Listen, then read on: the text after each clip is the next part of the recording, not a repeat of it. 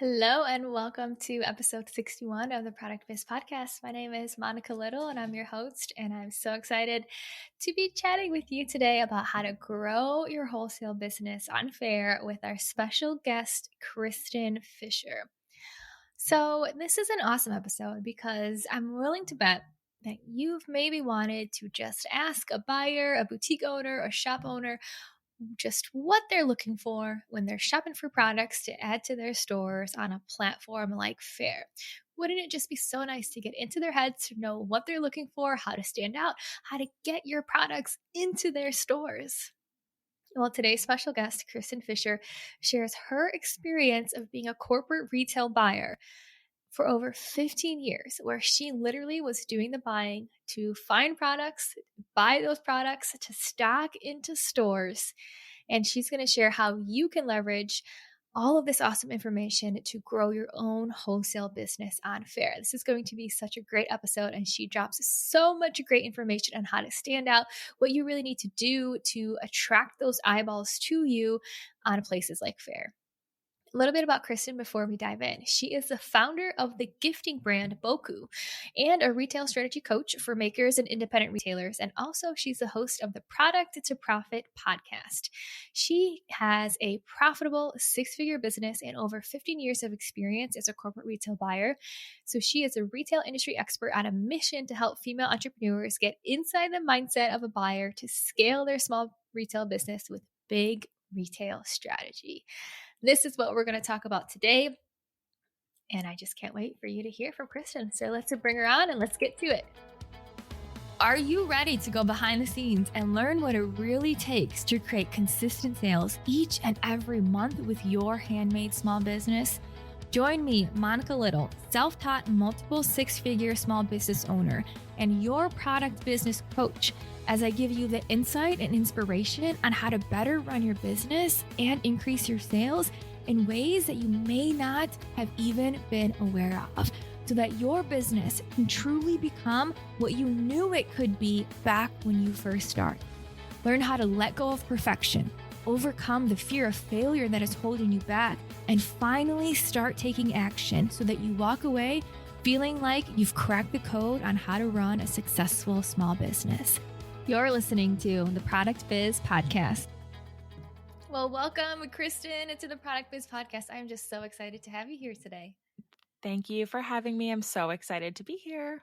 This is going to be such an awesome conversation about Faire, about what buyers are looking for. I know this is like a hot topic, and you have this amazing inside scoop because you were a retail buyer in the corporate world for 15 years or so, which is just an awesome background.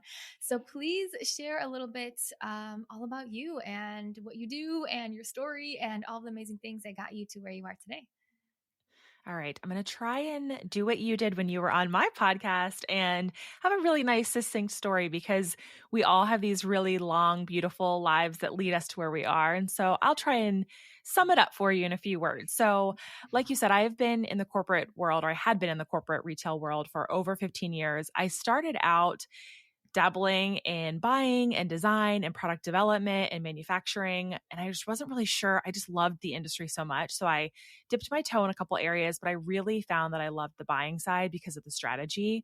I love that mix of creativity and the number side of things, and it all just like being this little puzzle piece that fits together. So I really leaned into that. And I was a buyer for a bunch of different brands: Urban Outfitters, Land's End, J. Jill, American Eagle, few others in between. And I really loved that, but it is very fast-paced, high intensity job, and I was feeling a little bit burnt out. And so around the time that I got married, a lot of my friends were having similar big life events where they were getting married or having babies or buying homes or having, really exciting things and also tragedies happening in their life. And I am a big gifter. And so I found that it was really hard for me to gift and not break the bank and still have a beautiful presentation and just be able to be there for them, because of my corporate experience, I had moved around a lot. And so I wasn't necessarily physically close to all my friends. So I decided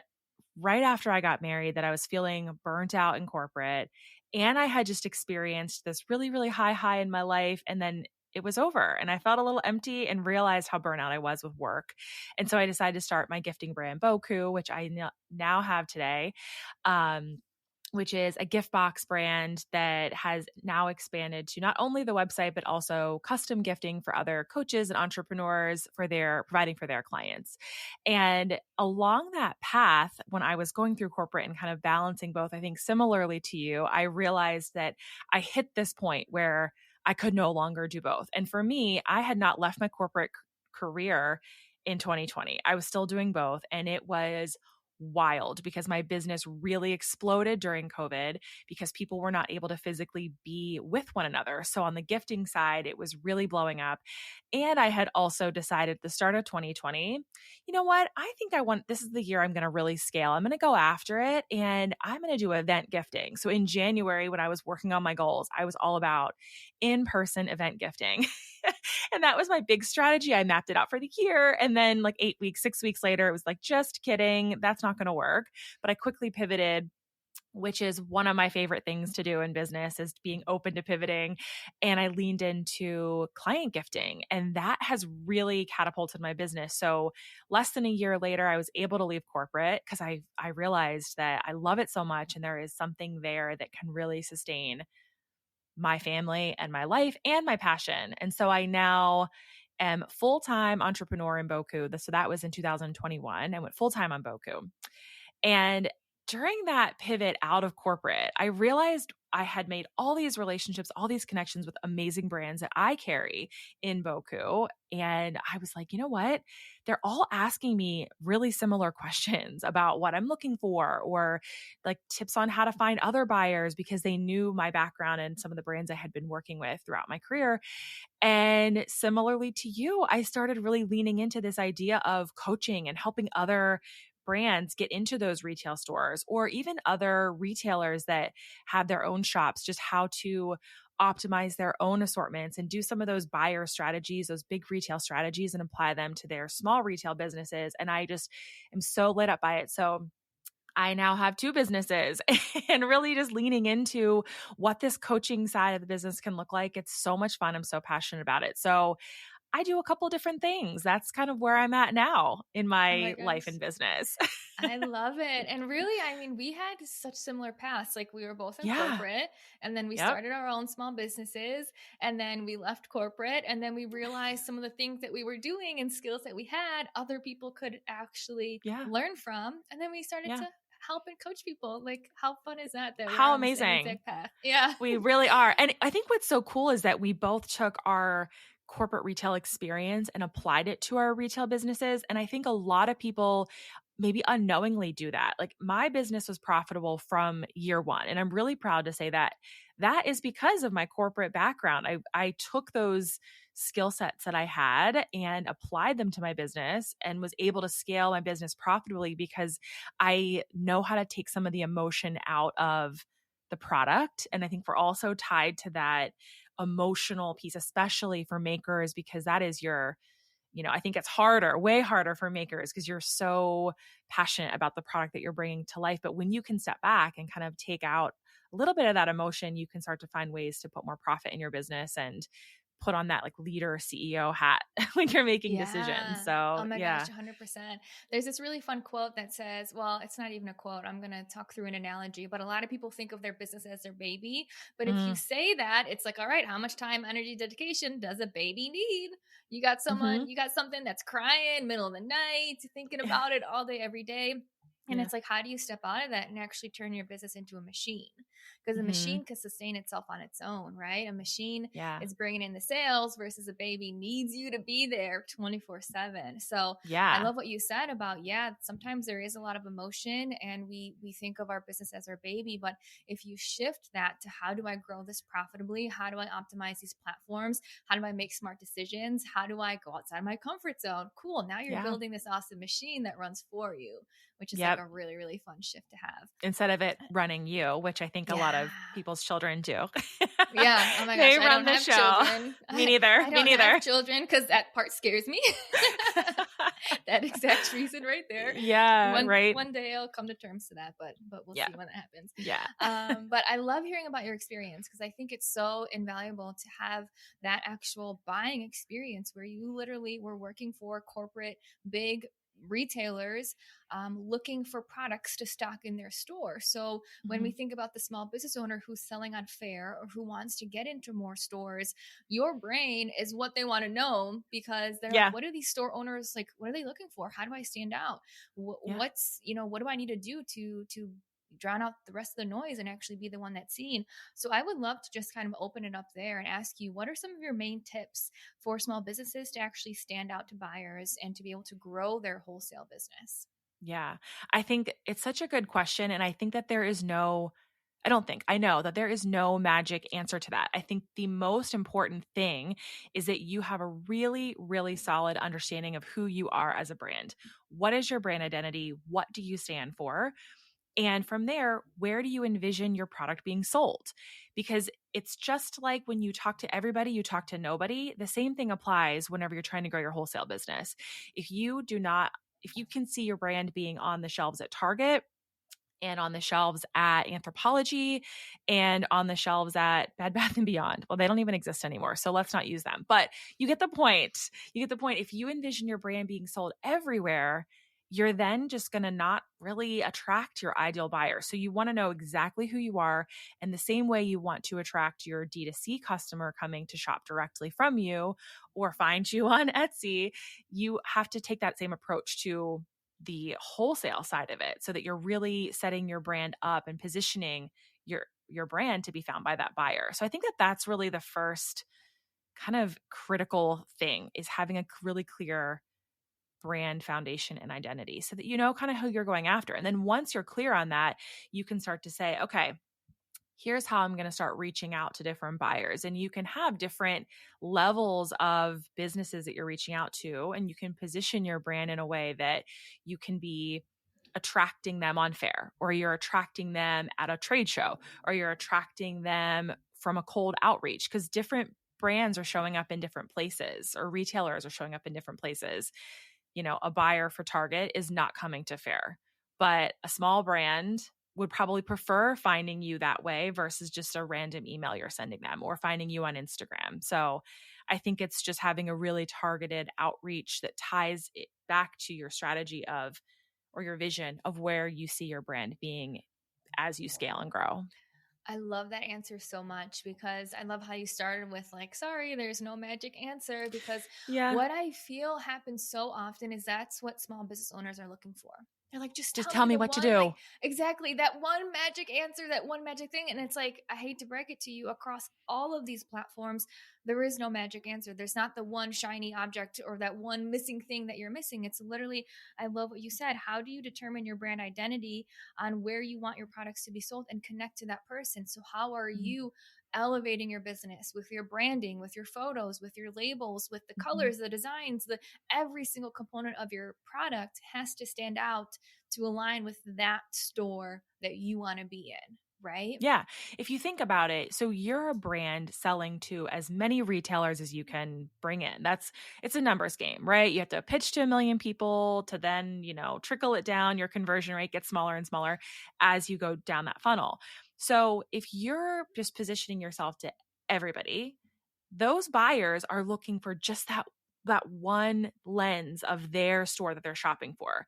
So you have to really just like hit the nail on the head for that brand. And that doesn't mean you should change your brand to fit all these different retailers. You just need to really stand in your own and really be clear on who you are and how you want to reach out to them and use that as kind of your lens whenever you're designing into a new collection. Like, what are those parameters that you're going to make sure, okay, I'm designing this whole collection and I have 50 choices and I'm in love with all of them. They're all beautiful. Okay, do they fit into these parameters? Okay, that might automatically eliminate 20, percent of your choices. And you can start whittling it down by just having those parameters, because the more you fall into kind of the guardrails that you set for your brand, you'll continue to develop and grow as a brand that are going to attract those bigger buyers down the road. Yeah. Oh my gosh, I love it. So do you have an example of maybe with your own business with Boku of how you did this? So because I know you mentioned Yeah. particularly working with like clients, or you even mentioned like events or something like that too. So Yeah. how did you bring this brand identity to Boku, just to paint the picture for people in terms of like an actual example of how you did this yourself, for who you're speaking to, your brand identity? Tell me all those things for Boku. Yeah. So for Boku, I am buying product from makers, women owned, sustainable brands. I am bringing your product into my shop. So from that perspective, I have that lens of, okay, these are the different product categories that I need to make sure I always have so that when my customer comes to me, they are able to build a gift that fits in this certain price point. So buyers are typically saying, okay, this is my average retail, and it has to be a blend of some lower price point items, some middle price point items, some higher price point items, right? And so if you're buying from all brands, you're looking for brands that fit into those different buckets that can build out a collection that feels balanced and interesting and new and fits all those different types of end uses. So for me, I'm all gifting, right? So my product all needs to be around a certain price point so that the total gift is under a certain price point, different reasons for gifting. So I'm always kind of looking and building out my assortment for that. And that's what other buyers are doing too. So this is gonna veer off a tiny bit because I think this is an important thing to say. Whenever you find a brand and you're like, this is the retailer I want to be in. It's a small, maybe, they maybe have like 5 or 6 locations, but like this is the dream small business. Like this is the gift shop I want to be in. And you pitch to them and they're like, no. You pitch them again, no. You pitch them again, no. On the fourth pitch, they say yes. You know why? The first 3 times you pitched to them, the collection that they were building out, you didn't work. You didn't have a green color. You didn't have the blue color, and they were building out a blue collection. I don't know, fill in all the reasons that maybe you didn't fit in that exact moment, but on the fourth try, you did fit.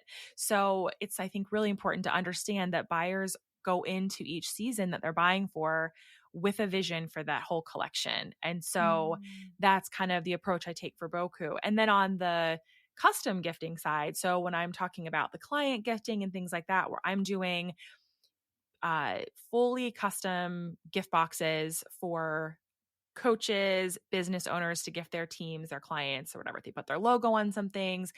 I will be designing, or my team will be designing gifts that fit into that project. So I'm looking for very specifically for this customer, this client has branding that is hot pink and lavender. So I'm trying to find gifts that are hot pink and lavender and have a wellness vibe. So it gets even more granular and specific. So it just is all about the timing, and you never know what the timing is. And that's why I said earlier, there's no like right magic answer, because it's all just about the timing and the consistency and the dedication to continuing to reach out.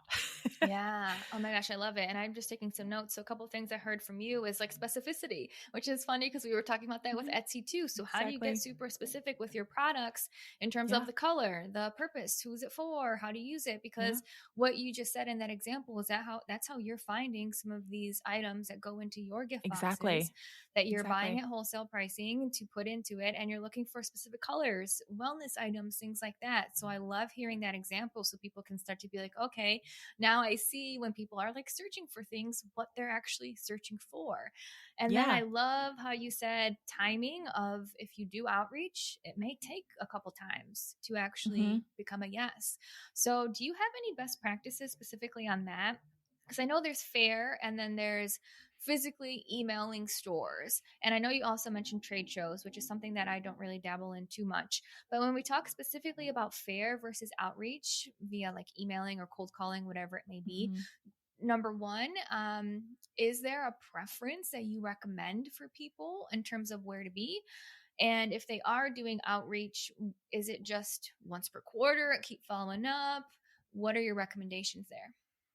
I mean, I think just like we all personally have our own preferences for how someone reaches out to us, buyers are the same way. And I know that that is kind of maybe an ick answer because it's, again, not an exact answer, but I think it's about having a really organic relationship with buyers. And so, again, this goes back to the types of buyers you're reaching out to. So, when you're reaching out to the buyer at Target, it's like needle in a haystack trying to find them. And I have some tips that I always help clients with on like how to actually find them.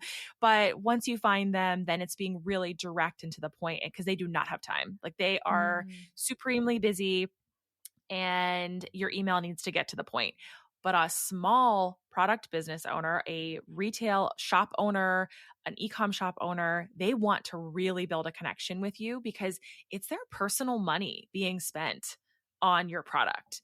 It's of course it's in the business, but like they could choose to pay themselves, pay their staff, outsource more or buy more inventory.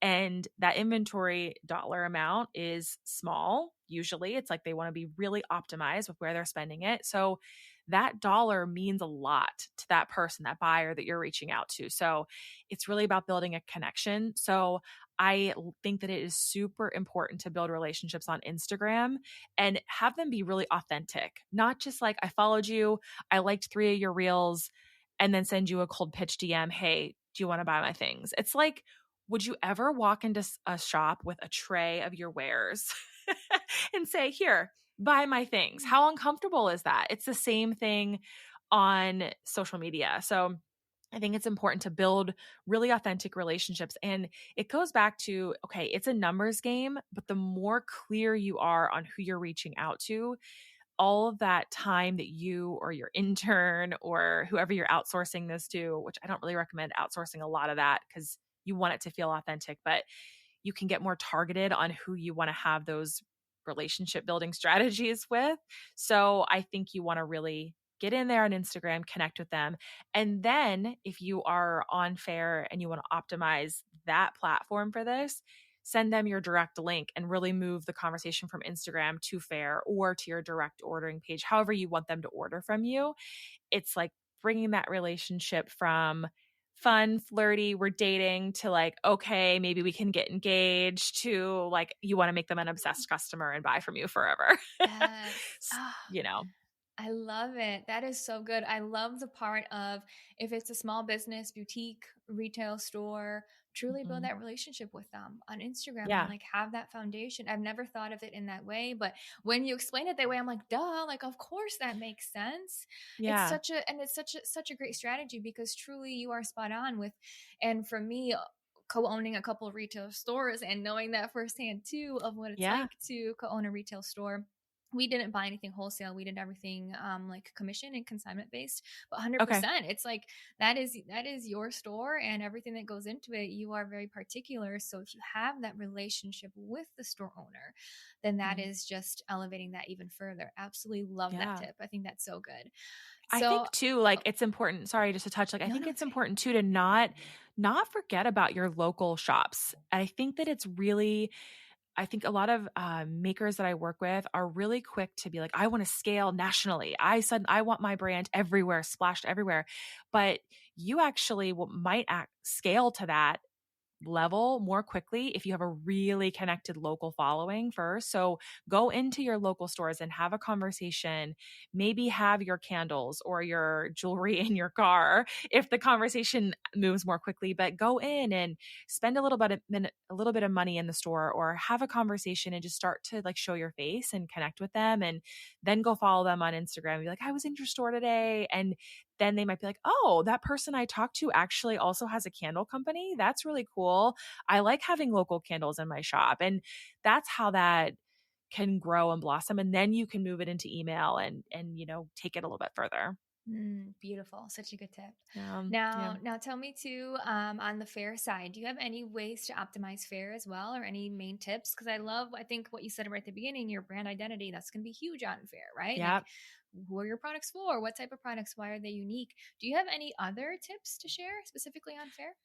Yeah, I mean, I think similarly to what we've talked about on my podcast on Etsy and optimizing, it is the same thing on Faire. Faire operates with an algorithm and it is the same thing. So when you're brand new to Faire, they're going to push you and optimize you more. So the more traffic you're bringing from your Instagram or from your own existing buyers and pushing them to your page on Faire, the more they're going to start to give you some play. And it's similar to that. So you do not want to show up on Faire and just half ass it and throw a couple products up with lackluster images, really short copy. You want to actually show up with a full collection and really optimize your page from a copy perspective, leveraging SEO.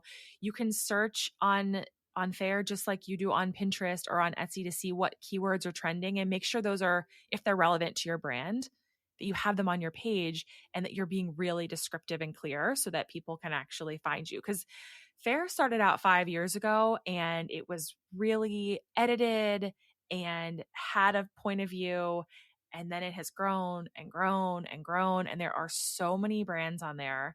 And there's a reason why Faire has added filters and Faire has added marketing levers and things that they can do on the back end so that you can still connect with your customers because they know that the better the brands do there, the more they bring in, right? And the more that they bring in, the more people are coming and funneling to your page if you are primed and ready for them. So it's your photography, it's really solid copy that is specific because the more specific you can be, the more targeted. People are looking for specific things. Like sometimes I'm literally looking for like organic lip balm unscented in a sustainable tube. I don't know, I'm making that up, but like because I'm working on a sustainable collection. Like the more specific you can get, the more you're going to put your product in front of the people that want to buy it. So you're then making it really easy for the buyers to say yes and not have to really think about converting because Faire does prime buyers for purchasing because it's all laid out. It's so easy for buyers. I think that that platform does key like they key up brands for those buyers and they tailor their services towards the buyers, which I think a lot of makers feel that frustration with, but you got to play that game and think of it like a marketing tool. And if you show up and you take that hit, you can convert those buyers to long-term buyers from you. And they don't always necessarily need to purchase on Faire. That might just be how they found you. Mm-hmm. Yeah, I love Yeah, it. And there's so many synergies between Etsy and Faire, like 100%. totally. And Yeah. it's such an important conversation because I know a lot of small business owners shy away from professional branding. They shy away from professional photos. They shy away from getting their labels done professionally by like a graphic designer that knows what they're doing. But if you hear any of my conversations about Etsy and now what you're saying about Faire, that is literally how you stand out. And I Hmm. feel like so many small business owners want to make the money first and then they're going to invest in their business. But if you invest in your business first and do these enhancements, then you're going to make more money. Then you're going to Yeah. stand out. Then you're going to get seen Hmm. on Faire and on Etsy and actually be differentiated. So part of running a small business, and I don't know, I was this was a learning curve for me of I tried to DIY everything. And then as soon as I started to make advancements, I'm like, this is blowing up my business way more from getting professional photos, doing these big things now instead of this little waiting game of when I make more money. It's like if you have a big dream, you got to do it Yeah. now. Like Yeah.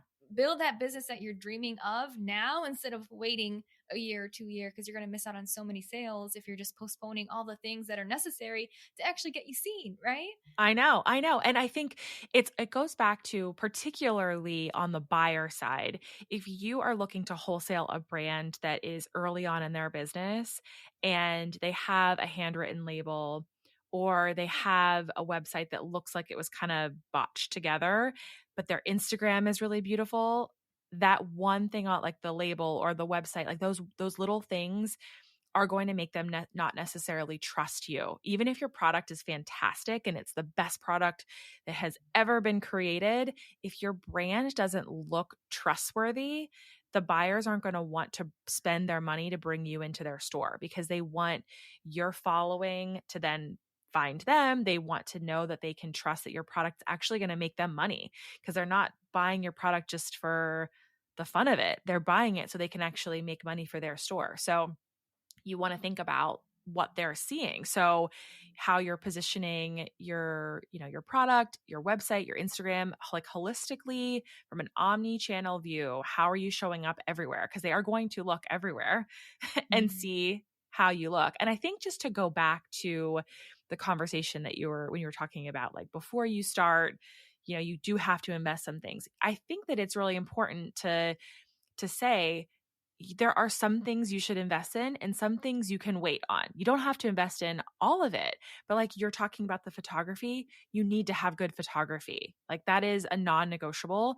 Does that mean every single shot you ever put out into the world needs to be from a professional photographer? No, but your key branding images, your key product images should be shot by a photographer who knows what they're doing. And then everything else can be from your iPhone. It's okay to have a mix, but you do need to have that brand trust factor reflected on your website. 100%. And then the fun part is too, when you actually start to make these advancements, you start to feel so good about your business. I Oh think yeah. that's what so many Confident. people miss. Yes. You're like, "Oh my gosh, this is a real business. I have professional photos. Look at all these things that I'm doing." So, not Yeah. only does it elevate your business, but man, confidence, you start to feel like this is a real business, then you start to show up differently, you start to take it even more seriously yourself. So, there's Yep. all these like trickle effects, of course, the added sales that come from showing up like an elevated business too, but Yeah. there's the more soft skills that really start to grow from that confidence too, which is the fun part. Yeah. So Yeah. so I love yeah, that. so many benefits to it. I love it. Well, I would just want to ask you one final question. Is there I know you shared so much insight, and this question sometimes I feel like I'm putting people on the spot, but anything else It's that okay. you want to share? Any other like tips or tricks or words of encouragement or last minute things that you want to share with the person listening right now? I mean, I think the biggest thing is to just know that you are building a brand that you want to feel really passionate about, and the more that you align your own goals, your own passions with your brand, and you then bring that through into your actual branding and marketing, those are the buyers that you're going to start to attract. And it feels really good whenever you start to bring in buyers buying your product and you see your product on the shelves of other stores that you feel so proud and passionate about because you have a brand that is holistically you. And it is, the beauty of running our own businesses is that we have control of saying no. If a brand reaches out to you and they want to buy your product, you can say no to them. If you don't align with those values, you want to make sure that your brand is really like representative of you. And that's how you're going to start to attract those dream buyers that you really want to be in their stores because they're going to feel that when they start to, find your brand years down the road when you have scaled and you're this huge brand, it will still at the core be a brand with values. And I think that that's something that's really important to just carry with you going forward as more and more brands keep popping up every day. So Yes. that's my little note to just have an authentic brand. Oh, I love it. So important. So good. Well, thank you so much, Kristen. I would love to just Thank have you you. share with everyone where they can find you, your podcast, your Instagram, anything you want to share. Yes. Okay. Well, you can find me. I show up on Instagram. I'm at Kristin Fisher Coaching, or you can find me at Shop Bocu, BOCU. I'm on both of those regularly, two Instagram accounts. I'm like, what am I thinking? But that's where I'm at. And I'd love to give your listeners, I have a Faire Secrets Masterclass that dives more into just from the perspective of a buyer, how to really optimize your page. I've actually done a lot of work with the Faire team, the brand success team. So it's a combination of buyer tips and Faire inside scoop. So I'd love to give your listeners 50% off code for that. You can use code Monica. I'll give you the link for your show notes, but come find me. I'm also at the Product to Profit Coach podcast. So all the ways to find me. I would love to chat and Awesome. connect. I Yeah. love it. I'll link all those amazing resources in the show notes for whoever is listening. And sounds like so much wealth of knowledge that you bring. So thank you. Thank you so Oh, much, thank Kristen, for you. sharing so many insights. Such a pleasure to have you here on the Product Biz podcast. Oh, thank you so much. This was so much fun.